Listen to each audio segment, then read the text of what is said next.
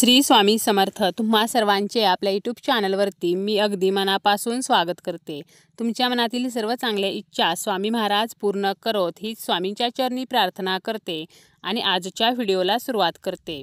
मार्गशीर्ष महिन्यातील संकष्टी चतुर्थी ही बुधवारी 18 डिसेंबरला आहे आणि या दिवशी प्रत्येक आईने आपल्या मुलासाठी अतिशय प्रभावी असा हिरव्या मुगाच्या दाण्यांचा उपाय जर केला तर मुलांची प्रगती होते. मुलांच्या आयुष्यातील अडचणी दुःखे जी आहेत तर ती नष्ट होत असतात. गणपती बाप्पांची केलेली पूजा ही कधीही वाया जात नाही. जो कोणी व्यक्ती संकष्टी चतुर्थीचे व्रत करतो, उपवास करतो, त्याच्या सर्व मनोकामना बाप्पा पूर्ण करत असतात. बऱ्याच स्त्रिया ह्या आपल्या मुलांसाठी हे व्रत करत असतात. गणपती बाप्पा हे बुद्धीची देवता आहेत, त्यामुळे आपण जर काही खास उपाय केले तर आपल्या मुलांची स्मरणशक्ती सुधारते, अभ्यासामध्ये त्यांची प्रगती होते. त्याचप्रमाणे त्यांच्या जीवनातील जी काही दुःखे आहेत, अडचणी आहेत, संकटे आहेत तर ती सुद्धा गणपती बाप्पांच्या कृपेने नष्ट होत असतात. संकष्टी चतुर्थीच्या दिवशी गणेश तत्व जे आहे तर ते जास्त प्रभावी आणि जास्त प्रमाणामध्ये जागृत असते आणि म्हणून हा जो दिवस आहे तर तो गणपती बाप्पांना समर्पित आहे. या दिवशी केलेला कोणताही उपाय जो आहे तर तो फेल जात नाही. श्रद्धेने, मनापासून आणि निष्ठा ठेवून जर आपण गणपती बाप्पांची उपासना केली, भक्ती केली तर आपल्या कितीही कठीण इच्छा ज्या आहेत तर त्या बाप्पा पूर्ण करत असतात. तर असाच एक उपाय म्हणजे हिरव्या मुगाचा उपाय आपण या व्हिडिओमध्ये पाहणार आहोत. हा उपाय कधी आणि कशा प्रकारे करायचा याची संपूर्ण माहिती आपण पाहणार आहोत. पण त्यापूर्वी तुम्ही जर चॅनलवरती नवीन असाल आणि पहिल्यांदाच माझे व्हिडिओ पाहत असाल तर चॅनलला सबस्क्राईब करा. व्हिडिओ माहितीपूर्ण वाटला तर व्हिडिओला लाईक करा. आपल्या मुलांसाठी आपल्याला हा उपाय करायचा आहे. हा उपाय आपण दिवसभरामध्ये करू शकतो किंवा संध्याकाळी करू शकतो. अगदी रात्री झोपण्यापूर्वी जरी केला तरी सुद्धा चालेल. या उपायासाठी हिरव्या रंगाचे कापड घ्यायचे आहे, तसेच अख्खे हिरवे मूग घ्यायचे आहेत. मुगाची डाळ घ्यायची नाही किंवा तुटके फुटके मूग जे आहेत तर ते घ्यायचे नाहीत, तर अख्खे जे मूग आहेत तर तेच घ्यायचे आहेत. आपल्या मुलांवरची संकटे दूर व्हावीत, त्यांचा नजरदोष असेल तर तो नष्ट व्हावा. त्याचप्रमाणे मुलांना मनासारखी मार्क्स मिळत नसतील, मुले सतत किरकिर करत आहेत, लहान मुले हट्टीपणा करतात, किरकिर करतात, आपले ऐकत नाहीत, तसेच मुलांची स्मरणशक्ती सुधारत नसेल, मोठं मूल असेल आणि मनासारखी नोकरी मिळत नसेल तरीसुद्धा हा जो उपाय आहे तर तो अत्यंत प्रभावी असा उपाय आहे. आपल्याला जेवढी मुले आहेत तर तेवढ्या मुलांसाठी आपण उपाय जो आहे तर तो करू शकतो. आपलं मूल जे आहे तर ते आपल्याजवळ असेल तरी उपाय करता येतो आणि मूल जर काही कारणाने बाहेरगावी असेल, नोकरीनिमित्त, शिक्षणासाठी, तरीसुद्धा आपण हा उपाय करू शकतो. आता जितक्या मुलांचा आपल्याला उपाय करायचा आहे तर तितके आपल्याला हिरव्या रंगाचे कपड्याचे तुकडे घ्यायचे आहेत आणि कापड घेताना कॉटनचंच घ्यायचं आहे, नवीनच घ्यायचं आहे, स्वच्छ घ्यायचं आहे.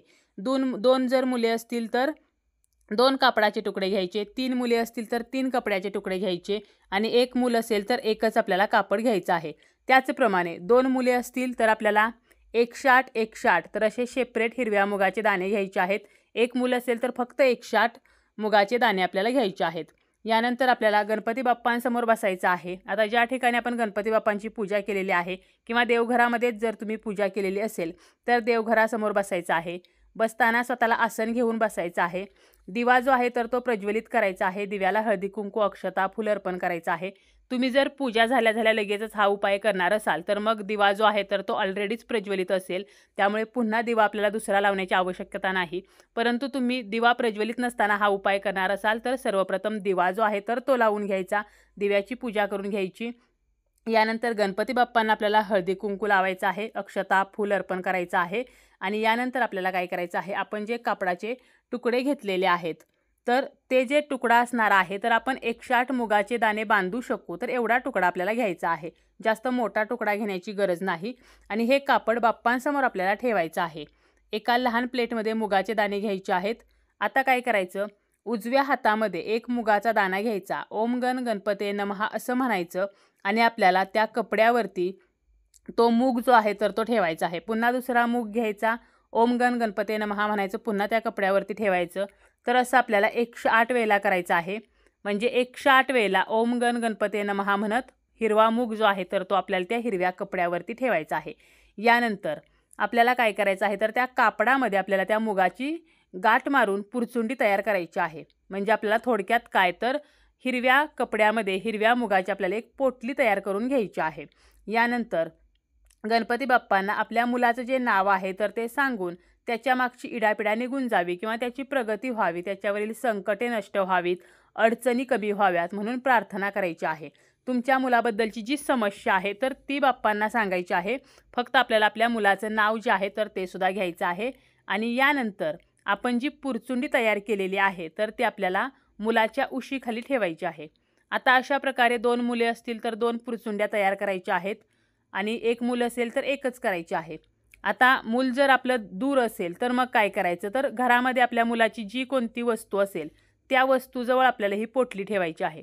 फक्त वस्तू जी आहे तर ती चामड्याची नसावी। चामड्याच्या वस्तू सोडून आपल्याला इतर वस्तूंजवळ, अगदी मुलाचा टेबल वगैरे असेल तर त्या वस्तूजवळ आपल्याला ही पोटली जी आहे तर ती ठेवायची आहे। आणि दुसऱ्या दिवशी म्हणजे संकष्टी चतुर्थीच्या दुसऱ्या दिवशी उठून आपलं स्नान वगैरे आटोपल्यानंतर आपल्याला काय करायचं आहे, स्वच्छ वस्त्र वगैरे परिधान करून ही पोटली घेऊन गणेश मंदिरामध्ये जायचं आहे। तुम्ही जरी तुमची देवपूजा वगैरे करून गणेश मंदिरामध्ये गेला तरीसुद्धा चालेल। आणि यासोबत आपल्याला काय करायचं आहे, तर बाप्पांसाठी दुर्वा, जास्वंदीचे फूल, त्याचप्रमाणे गुळ खोबरे तर हे सुद्धा घेऊन जायचं आहे। गणेश मंदिरामध्ये गेल्यानंतर बाप्पांना आपल्याला सर्वप्रथम हळदी कुंकू लावायचं आहे, अक्षता अर्पण करायच्या आहेत। यानंतर दुर्वा जे आहेत तर ते अर्पण करायचे आहेत, जास्वंदीचं फूल अर्पण करायचं आहे, नैवेद्य म्हणून गुळ खोबरं जे आहे तर ते सुद्धा अर्पण करायचं आहे। आणि आपण जी पोटली तयार केलेली आहे तर ती सुद्धा आपल्याला सोबत न्यायची आहे आणि ती बाप्पांच्या चरणाजवळ आपल्याला ठेवायची आहे। पुन्हा एकदा आपली जी काही समस्या आहे म्हणजे आपल्या मुलांबद्दलची तर ती बाप्पांना सांगायची आहे आणि प्रार्थना करायची आहे की माझ्या मुलाची ही समस्या जी आहे तर ती तुमच्या कृपेने नष्ट होऊ द्या। तर अशा प्रकारे हा जो उपाय आहे अगदी साधा सोपा तर हा आपल्याला करायचा आहे। आता जर आपल्याला हा उपाय करणे शक्य नसेल तर तुम्ही 21 हिरव्या मुगाचा उपाय करू शकता। यासाठी 21 हिरवे मूग आपल्याला घ्यायचे आहेत। याचप्रमाणे आपल्याला काय करायचं आहे, तर हा उपाय तुम्ही घरी करू शकता किंवा मंदिरात जाऊन करू शकता आणि हा उपाय आपल्याला संकष्टी चतुर्थीच्या दिवशी करायचा आहे।